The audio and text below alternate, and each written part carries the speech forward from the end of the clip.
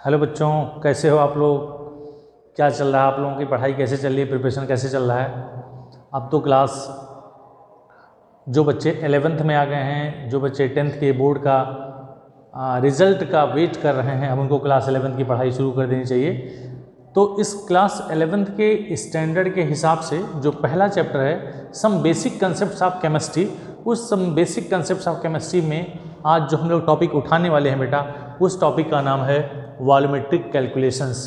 Volumetric calculations, volumetric term जो होता है वो टाइट्रेशन पे बेस्ड होता है। टाइट्रेशन का मतलब होता है हम दो सॉल्यूशंस को लेकर के टाइट्रेशन करते हैं। जो आप जब लैब में जाओगे तो देखोगे कि व्हाट इज़ द टाइट्रेशन। उसमें दो जो सॉल्यूशंस होते हैं, एक होता है नॉन सॉल्यूशन और दूसरा होता है अननोन सॉल्यूशन। तो जो नॉन सॉल्यूशन होता है जिसकी स्ट्रेंथ हमको पता होती है और जो अननोन सॉल्यूशन होता है उसकी स्ट्रेंथ हमको नहीं पता होती है, on the basis of the calculation हम उस अननोन सॉल्यूशन का स्ट्रेंथ फाइंड आउट करते हैं। तो इस तरह से वॉल्यूमेट्रिक कैलकुलेशंस में कौन कौन से टर्म्स आने वाले हैं जिसे हम कंसंट्रेशन टर्म्स भी कहते हैं, इनको पहले हम लोग जान लें, एक ब्रीफ कर दें। इसके बाद हम लोग इस पर हर टॉपिक पे एक एक न्यूमेरिकल लगाने वाले हैं, जिससे आपका सारा कंसेप्ट क्लियर हो जाएगा। नंबर बेटा पहला होता है मास परसेंटेज। अगर हम मास परसेंटेज की बात करें तो मास परसेंटेज क्या होता है? This should be equal to mass of solute divide by mass of solution, ठीक है, इनटू 100। और यहाँ हमने परसेंटेज लगा दिया। तो इसका मतलब हो गया कि अगर आपको मास परसेंटेज फाइंड करना है तो हमको मास ऑफ द सॉल्यूट और मास ऑफ द सॉल्यूशन पता होना चाहिए। वी नो, हमको पता है मास ऑफ द सॉल्यूट जो होगा बेटा ग्राम में होगा और ये जो होगा भी ग्राम में होगा। सॉल्यूशन मतलब सॉल्यूशन के दो कंपोनेंट होते हैं, क्या क्या? बहुत अच्छा, सॉल्यूट एंड सॉल्वेंट। तो सॉल्यूट और सॉल्वेंट दो कंपोनेंट हो गए, इनका मास और इनका मास जब हम डिवाइड करेंगे तो 100 से मल्टीप्लाई करेंगे, that should be equal to 100%। तो यहाँ से हम इसका परसेंटेज निकाल लेंगे बेटा। नंबर दूसरा वॉल्यूम परसेंटेज।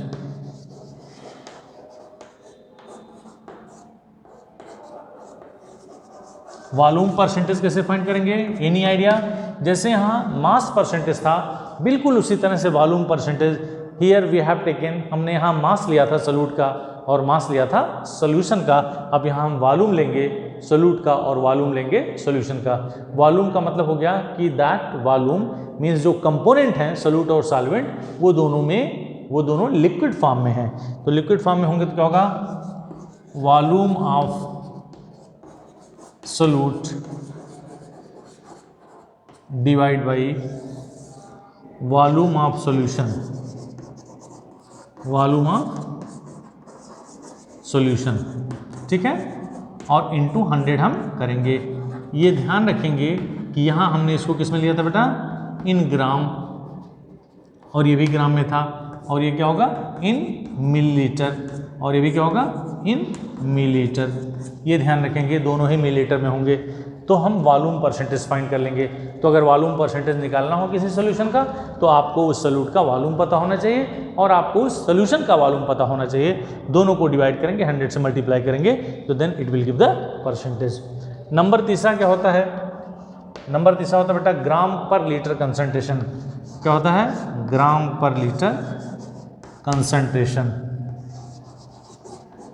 इसको कैसे निकालते हैं?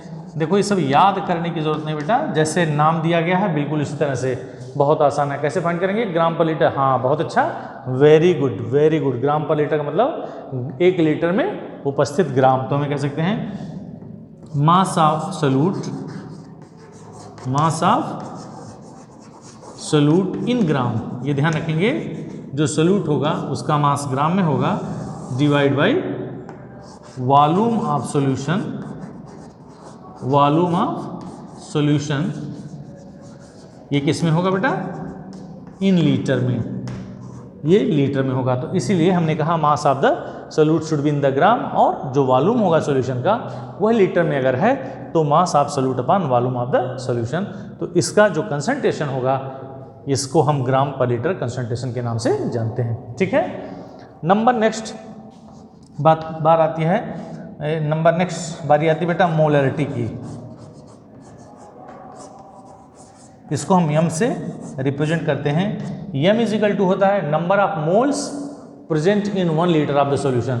मान लो कोई सॉल्यूशन है आपके पास और उस सॉल्यूशन का वॉल्यूम 1 लीटर है और 1 लीटर में जितने मोल्स होंगे वही उसकी मोलरिटी कहलाती है। ये बहुत आसान होता है। नंबर ऑफ मोल्स, किसके मोल्स? सोल्यूट के। आप चाहें तो यहाँ मेंशन कर दें किसके मोल्स बेटा? सोल्यूट के, जो उसमें डिजॉल्व है। Number of moles of solute divide by volume of solution. ये वॉल्यूम ऑफ सॉल्यूशन किसमें होगा? इन लीटर में। ये ध्यान रखेंगे। तो हम कह सकते हैं कि अगर इस वॉल्यूम को हमने 1 मान लिया तो 1 हो जाए, number of moles should be equal to the molarity. तो molarity is equal to number of moles per litre. तो इस तरह से इसको मोलरिटी कहते हैं। अब इस नंबर ऑफ मोल्स को आप चाहें तो नंबर ऑफ मोल्स क्या होता है बेटा? W/m, मास अपान मॉलिक्यूलर मास अपान V। यहाँ क्या लिखेंगे? In litre. हमने ये जो नंबर ऑफ मोल्स था जिससे हम n से रिप्रेजेंट करते हैं, तो n can be calculated by W/m। W का मतलब हो गया मास ऑफ द सॉल्यूट और कैपिटल M जो हो गया वो molecular mass of the solute. तो मास और मॉलिक्यूलर मास कैसे फाइंड करेंगे? जैसे मान लीजिए दिया गया 32 ग्राम ऑफ द ऑक्सीजन दिया हुआ है, तो 32 ग्राम यानी मास दिया है ऑक्सीजन का और उसका मॉलिक्यूलर मास किसका होता है? कितना होता है? ऑक्सीजन का 32 ही होता है बेटा, क्योंकि ऑक्सीजन का एटॉमिक मास 16, 2 एटम होंगे एक मॉलिक्यूल में, तो क्या हो गया? 32। तो इस तरह से 32/32 इज इक्वल टू 1 मोल। तो जब मोल फाइंड करना हो तो हम क्या कहेंगे? Number of moles. हमने पिछले वीडियो में डिस्कस किया था कि नंबर ऑफ मोल्स को कैसे हम कैलकुलेट करेंगे, मोल कंसेप्ट एंड एवोगैड्रोस कंसेप्ट में। ठीक है, तो ये बेटा हो गया मोलरिटी। अब इसी मोलरिटी में एक चीज़ बता देना चाहते हैं, अगर कोई सॉल्यूशन दिया गया है और उसकी मोलरिटी 1 है तो उसको कहते हैं मोलर सॉल्यूशन। अगर m/2 है यानी 1/2 है तो सेमी मोलर कहेंगे आप। अगर m/10 है तो डेसी मोलर, m/100 है तो सेंटीमोलर, m/1000 है तो मिली मोलर। इस तरह से ये सारे के सारे कंसेप्ट क्वेश्चंस में आने वाले हैं जिसको हम लोग लगाएंगे। नेक्स्ट,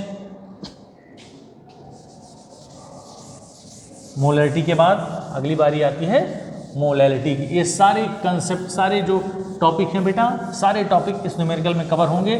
सारे टॉपिक पे हमको न्यूमेरिकल्स बताना है। तो इस तरह से हर एक टॉपिक को आप इतना स्ट्रांग कर लीजिए कि न्यूमेरिकल आपके चाहे बोर्ड में चाहे कॉम्पिटिटिव एग्जाम्स में पूछे जाएं, आप उसको मिस ना करो। ठीक है, 5 नंबर क्या था? मोलैलिटी। मोलैलिटी को हम m से डिफाइन करते हैं, स्मॉल m से। यह क्या होता है बेटा? नंबर ऑफ मोल्स, थोड़ी सी चेंजिंग होती है, number of moles divide by mass of या weight of mass of solvent. ये ध्यान रखेंगे, mass of the solvent in kilogram, ये मोलरिटी होती है। नंबर ऑफ मोल्स फिर वही फाइंड करेंगे, मास अपॉन मॉलिक्यूलर मास और मास ऑफ द सॉल्वेंट। कैसे मास ऑफ द सॉल्वेंट निकालेंगे? अगर हमें कोई सॉल्यूशन दिया गया है, उस सॉल्यूशन का वॉल्यूम तो पता ही होगा, उस वॉल्यूम से हम उसके मास को कन्वर्ट करेंगे। कैसे? अगर डेंसिटी दी रही होगी तो डेंसिटी से फाइंड करेंगे, नहीं तो डायरेक्ट अगर मास दिया गया है बेटा तो उस मास ऑफ सॉल्यूशन से मास ऑफ द सॉल्यूट हम सब्ट्रैक्ट कर देंगे तो we will get the mass of the solvent. इसमें भी अगर कोई सॉल्यूशन है और उस सॉल्यूशन की मोलरिटी 1 दी गई है तो उसको हम मोलल सॉल्यूशन कहेंगे। ध्यान रखेंगे, ये बार बार एग्जाम में आने वाला है, ये बार बार क्वेश्चन में पुट अप होने वाला है। मोलल सॉल्यूशन का मतलब होता है जिसकी मोलरिटी 1 हो। ठीक है, अब मोलरिटी के बाद हम लोग पढ़ेंगे क्या? Number next, formality. Formality is equal to होगा नंबर ऑफ फॉर्मल्स, ठीक है, divide by volume of solution in litre. ठीक है, तो नंबर ऑफ फॉर्मल्स, जैसे हमने नंबर ऑफ मोल्स निकाला था तो मास अपॉन मोलर मास, इसी तरह से नंबर ऑफ फॉर्मल्स भी होगा मास अपॉन फार्मूला मास। ध्यान देंगे, तो what should be the difference between mass, molar mass and formula mass?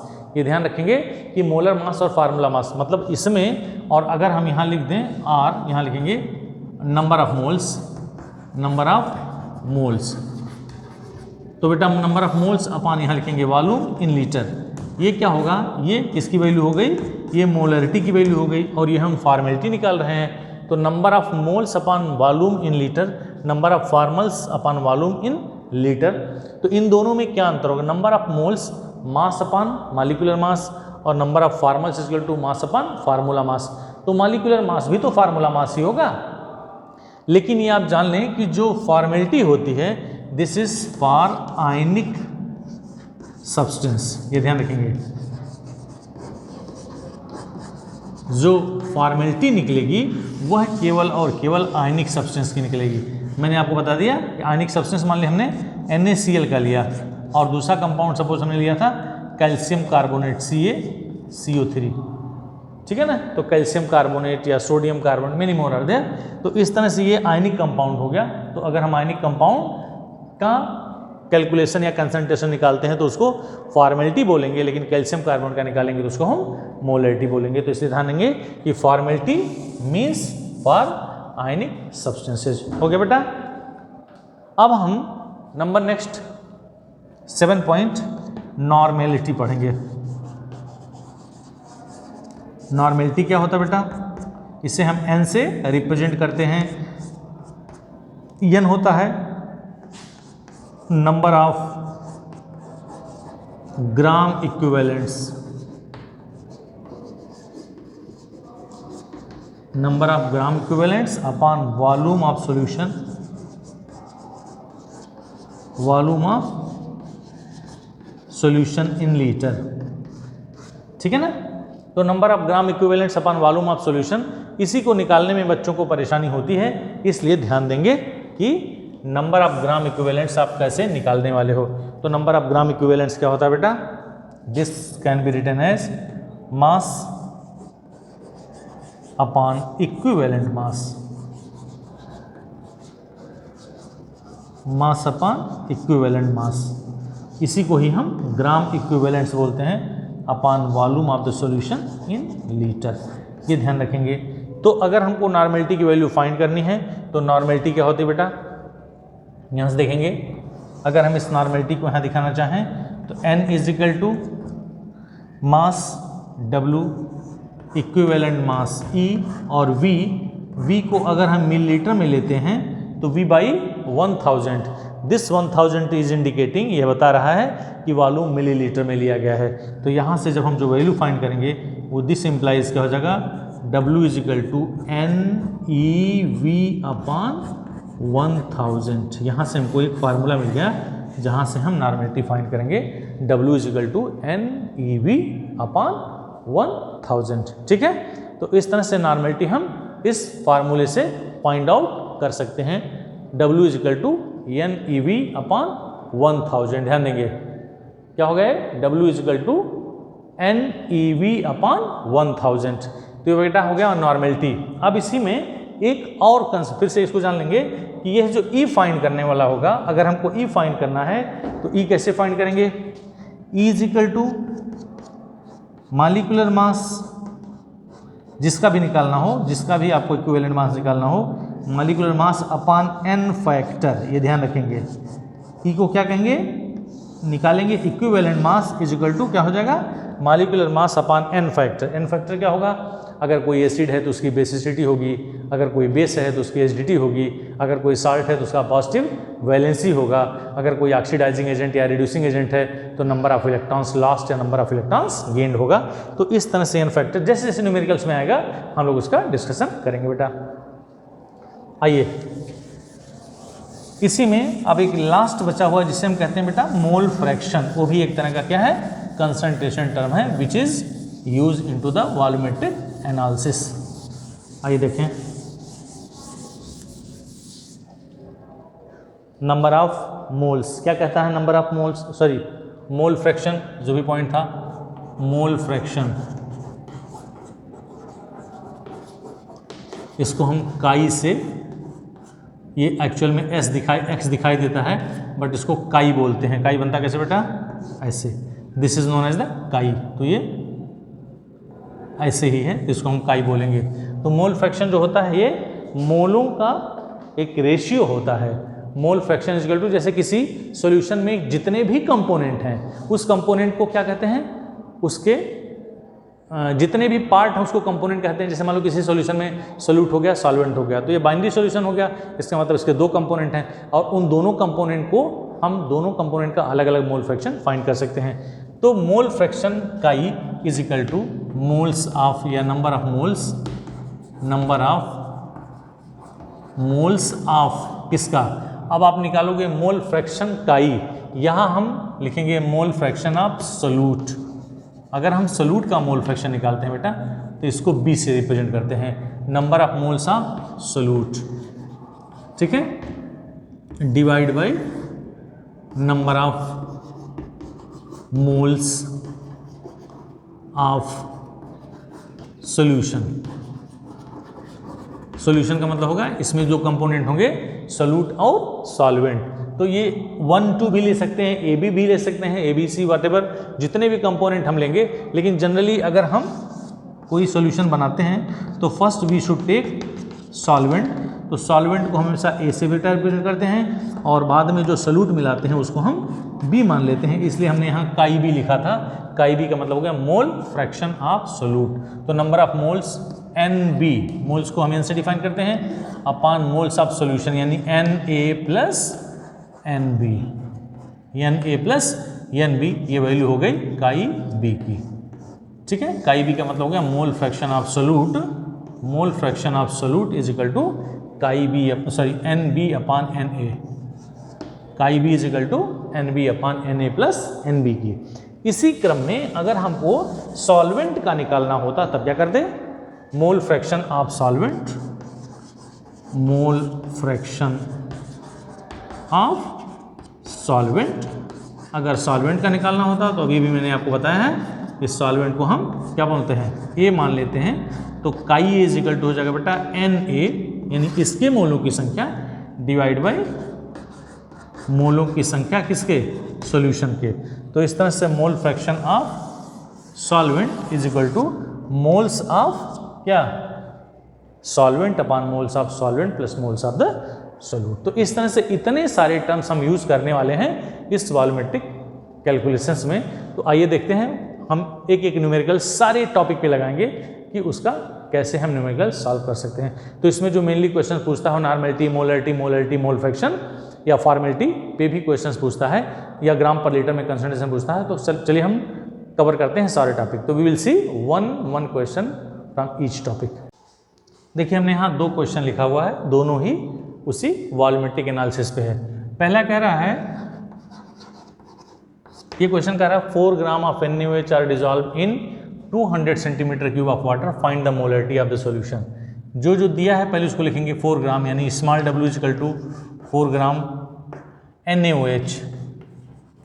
NaOH हमने क्यों लिखा, क्योंकि यहाँ इसका जो मॉलिक्यूलर मास होगा बेटा 23 + 16 + 1, 23 + 16 + 1 विच इज इक्वल टू 40। तो मॉलिक्यूलर मास क्या हो गया 40 और V इज इक्वल टू दिया है 200 सेंटीमीटर क्यूब और centimetre cube means millilitre, ये आप जानते हो। Find the normality of the solution, sorry find the molarity, molarity we have to find. See अब मोलरिटी कैसे निकालते हैं, since M is equal to होता है number of moles present in 1 litre of solution. तो नंबर ऑफ मोल्स क्या हो जाएगा, mass upon molecular mass divide by, अगर ये मोल सॉरी वॉल्यूम इसमें मिलीलीटर में दिया गया है तो हम V/1000 कर देंगे। ध्यान रखेंगे ये इन लीटर था, ये क्या था M is equal to N upon V, ये लीटर में था। तो यहाँ से W/M अपॉन V × 1000। तो इसकी वैल्यू W की वैल्यू क्या होगी बेटा 4 ग्राम और हमने यहाँ NaOH का मॉलिक्यूलर मास निकाला 40 डिवाइड बाई V की वैल्यू हो गई 250 और इसको मिलीलीटर में को जब लीटर में कन्वर्ट करेंगे तो 1000। तो M इज इक्वल टू जो वैल्यू आएगी वो 4 × 1000 डिवाइड बाई 40 × 250, ये कटेगा 4 टाइम्स, ये 0 4 से 10 कटेगा तो कितना हो जाएगा हमारे पास क्या बचा 4 × 1000 हमने लिखा डिवाइड बाई 40 × 250, 250 से 1000 कटेगा तो 25 का 100, ये हो गया 4 × 4 तो 4 से कटा 10 यानी 4/10 which is equal to 0.4 m। ध्यान देंगे क्या वैल्यू आएगी 0.4 m या 4 मोल पर लीटर। ध्यान देंगे, एक बार क्वेश्चन को देखें। सी दिस,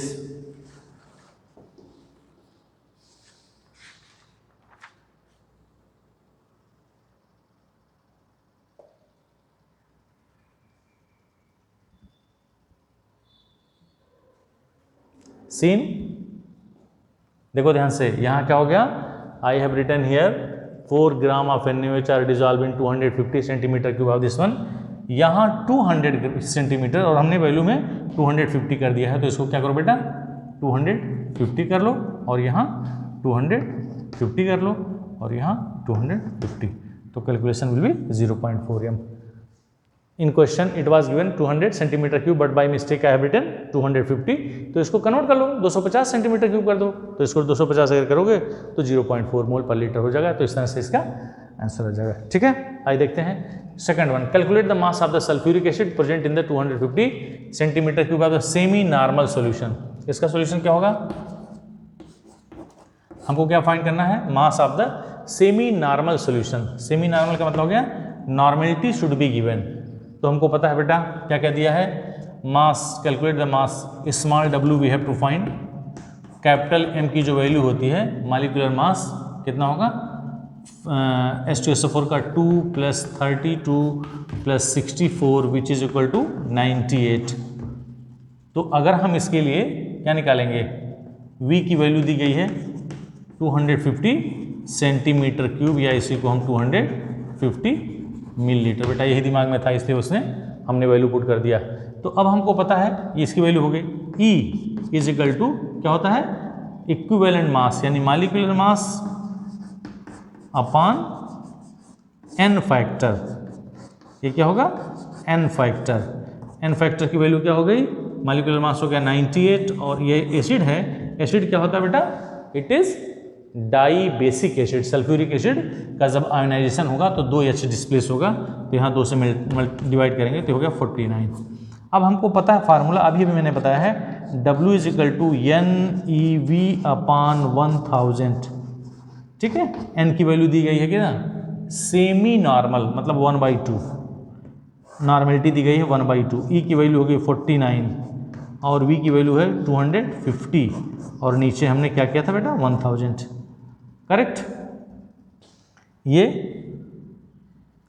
कट जाएगा 2 से, तो कितना से, अगर हम इसको काटेंगे तो जगह 24 दूनी 48, 24.5 इंटू 250 डिवाइड बाई 1000।